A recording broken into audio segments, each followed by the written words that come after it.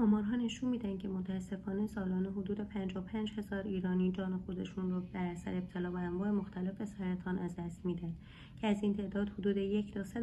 رو کودکان مبتلا به سرطان به خودشون اختصاص میدن. تحقیقات سازمان بهداشت جهانی نشون میده که نرخ بهبودی کودکان مبتلا به سرطان در صورت تشخیص به موقع و دسترسیشون به داروهای مناسب میتونه تا 80% باشه که این دلیلی هست که مجموعه هیومن گلوب کودکان ایرانی مبتلا به سرطان رو به عنوان جامعه هدف خودش انتخاب کرده. دارو مورد نیاز این کودکان تولید داخل ندارن و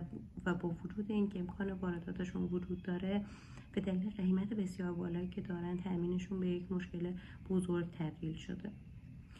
هیومن گلوب تلاش میکنه که برای حل این بحران داروهای مناسب مورد نیاز این کودکان رو که کمترین عوارض جانبی و بیشترین اثربخشی رو دارن از معتبرترین شرکت‌های دارویی دنیا تهیه کنه و در شرایط کاملا استاندارد و کنترل شده به دست کادر درمان برسونه.